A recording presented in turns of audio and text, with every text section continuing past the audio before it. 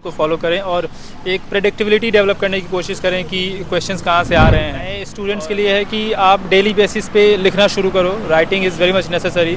आपके पास नॉलेज हो लेकिन आप अगर शब्दों में उसको उतार नहीं पा रहे हो तो कोई फ़ायदा नहीं है। तो राइटिंग के सारे एनसीईआरटीज़ पढ़ जाओ। कितना मॉक टेस्ट लगाना चाहिए कम से कम? मैंने लगाए थे लगभग 20 से 25 मॉक लगाए थे और अलग अलग आदमी के अलग अलग लोगों के लिए अलग अलग होता है। मेरे लिए 20-25 काफ़ी। GS4 तो यार मतलब बहुत कम किया था तैयारी, लेकिन GS4 थोड़ा फिलोसफिकल होता है तो उसका तैयारी कैसे किया था आपने? यार उतना स्पेसिफिक याद थोड़ी है मतलब एक साथ मैंने कोचिंग किया था तो वो सारा पढ़ा दिए थे और फिर वेलकम टू माय अल्टीमेट। जैसा कि आप सब लोग देख रहे हैं कि यूपीएससी का इंटरव्यू लगातार चल रहे हैं, तब ये सर यूपीएससी का इंटरव्यू दे के आए हैं। सर से बातचीत करने वाले हैं कि कैसा इंटरव्यू रहा, क्या माहौल था, सर ने कैसे कैसे पढ़ाई किया, कौन सी किताबें, सब कुछ के बारे में। यदि आप लोग नया चैनल को सब्सक्राइब कर ले और वीडियो में अंत तक बने रहे। हेलो सर, क्या नाम हुआ आपका? मेरा नाम अफजल अली है। जी सर। सर कहाँ से हुआ, अपना शुरुआती एजुकेशनल बैकग्राउंड वगैरह बताइए। मैं बिहार से हूँ और मैंने अपनी पढ़ाई बनारस हिंदू यूनिवर्सिटी से ज्योग्राफी ऑनर्स मेरा ग्रेजुएशन में था। जी। आज के इंटरव्यू में क्या सब क्वेश्चन पूछा गया?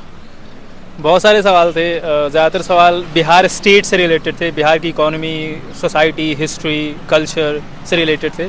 फिर इंटरनेशनल रिलेशंस के भी सवाल थे, जैसे साउथ चाइना सी में क्या चल रहा है, चाइना का किन किन देशों के साथ डिस्प्यूट है, उस पर भी सवाल थे। जी सर, DAF से क्या सब पूछा गया आज? और डैप से सवाल थे, जैसे मेरे हॉबी के ऊपर क्वेश्चन था, जैसे playing basketball is my hobby, तो उससे रिलेटेड क्वेश्चंस थे। और reading poetry is also my hobby, so उससे रिलेटेड क्वेश्चंस थे। पोइट्स के नाम उन्होंने पूछे। सर रियल इंटरव्यू और मॉक इंटरव्यू में क्या डिफरेंस लगा आपको? मॉक इंटरव्यूज़ थोड़े से ड्रामेटिक होते हैं, real interviews is very natural, वो बहुत ज़्यादा कंफर्टेबल फील कराते हैं। और रियल इंटरव्यू के क्वेश्चंस बहुत ज़्यादा स्ट्रेट फॉरवर्ड होते हैं, मतलब बहुत ही ऑब्जेक्टिव होते हैं, बहुत ज़्यादा कंट्रोवर्शियल चीज़ें नहीं पूछी जाती हैं। जी। इंटरव्यू की तैयारी सर आपने कैसे किया? ये मेरा सेकेंड इंटरव्यू था, तो मैंने तो पहले भी किया था। मैंने मॉक इंटरव्यूज़ दिए 3-4 करोल बाग में, और कम्युनिकेशन पे काम किया, करंट अफेयर्स पे काम किया। जी सर, जैसा कि आजकल आप देख रहे हैं कि प्रीलिम्स का पैटर्न बदल रहा है, कई नए एस्पिरेंट परेशान होते क्वेश्चन देख के, तो कैसे करें प्रीलिम्स की तैयारी? प्रीलिम्स या मेंस की तैयारी के लिए सबसे ज़्यादा ज़रूरी है आप प्रीवियस ईयर्स क्वेश्चंस को देखें, प्रीवियस ईयर्स क्वेश्चंस के पैटर्न को फॉलो करें और एक प्रेडिक्टिबिलिटी डेवलप करने की कोशिश करें कि क्वेश्चंस कहाँ से आ रहे हैं, और अगर कोई क्वेश्चन आ रहा है तो क्यों आ रहा है। अगर इस चीज़ को हम जान जाएँ कि सवाल कहाँ से आ रहा है, क्यों आ रहा है, तो हम आगे भी क्वेश्चन को प्रेडिक्ट कर सकते हैं थोड़ा बहुत, तो वो हेल्प करता है। जी। सीसैट के लिए आपने क्या किया था? सीसैट के लिए मैंने 10 से 15 मॉक टेस्ट लगाए थे, और जो सीसैट के स्पेसिफिक क्वेश्चंस हैं वो उसके पैटर्न को आइडेंटिफाई करके वहाँ पे काम किया था। जी। आंसर राइटिंग की तैयारी सर आपने कैसे किया था और नए एस्पिरेंट को कैसे करना चाहिए? आंसर राइटिंग में वही है, पहले प्रीवियस ईयर्स कर लो, पिछले 10 साल के अगर आंसर्स आप लिख ले रहे हो अच्छे से, तो आपका आधा सिलेबस वहाँ से कंप्लीट हो जाएगा। स्टैटिक पोर्शन के जो सिलेबस हैं उसको देख लो। और नए स्टूडेंट्स के लिए है कि आप डेली बेसिस पे लिखना शुरू करो। Writing is very much necessary. आपके पास नॉलेज हो लेकिन आप अगर शब्दों में उसको उतार नहीं पा रहे हो तो कोई फ़ायदा नहीं है। तो राइटिंग प्रैक्टिस, राइटिंग स्किल पे काम करना बहुत ज़रूरी है। हैंड राइटिंग और प्रेजेंटेशन पे भी काम करना ज़रूरी है। और नए एस्पिरेंट को ऑप्शनल का चयन कैसे करना चाहिए और आपका क्या ऑप्शनल था? मेरा ऑप्शनल ज्योग्राफी था।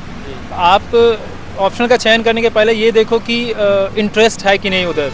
अगर आपको किसी विषय में इंटरेस्ट है तो आप उसमें अच्छा नंबर लाओगे, तो आप इंटरेस्ट डेवलप करो किसी भी सब्जेक्ट में, वहाँ से नंबर आएंगे। एनसीईआरटी का क्या योगदान है इस एग्जाम में? एनसीईआरटी का बहुत योगदान है यार। एनसीईआरटी से ही तो सारे सवाल कौन सी एनसीईआरटी की किताबें पढ़नी चाहिए? 6 to 12 के सारे एनसीईआरटीज़ पढ़ जाओ।